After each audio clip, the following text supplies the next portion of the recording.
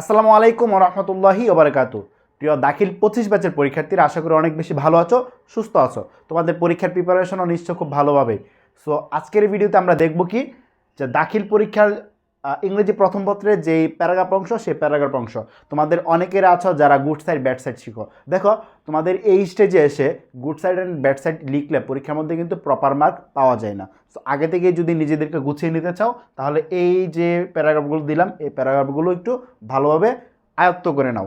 এখন আমরা দেখব কোন প্যারাগ্রাফগুলো অধিক গুরুত্বপূর্ণ। দেখো, আমি এখানে মাত্র 8টা প্যারাগ্রাফ দিয়েছি। প্রথমত যে এই প্যারাগ্রাফটি আছে সেটি হচ্ছে কি মোবাইল ফোন। সো তারপরে আমাদের এখানে আছে হলো এনভায়রনমেন্ট পলিউশন, মানে কি পরিবেশ দূষণ। তারপর কি দেখো, ড্রাগ এডিকশন। ড্রাগ এডিকশন মানে কি মাদক আসক্তি বা মাদকাসক্তি। তারপর কি 4 নাম্বার আছে এ বুক ফেয়ার, একটি কি বই মেলা।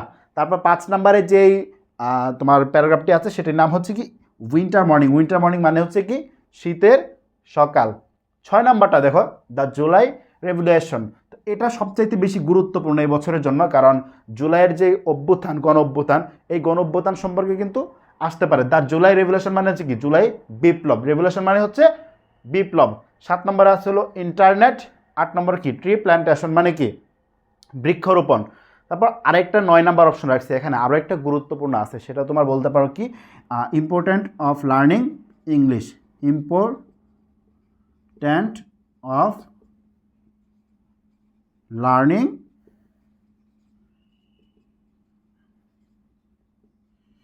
এটাও অনেক গুরুত্বপূর্ণ। তোমরা চাইলে এটাও কি পাশাপাশি দেখে নিতে পারো।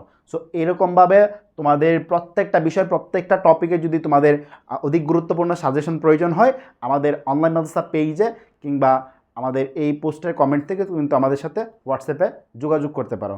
দেখা হবে বিজয়ে। সবার সাথে এই ভিডিওটি শেয়ার করে দাও যাতে সবাই সাজেশনটি পেয়ে যায়। আসসালামু আলাইকুম ওয়া রাহমাতুল্লাহি ওয়া বারাকাতুহু।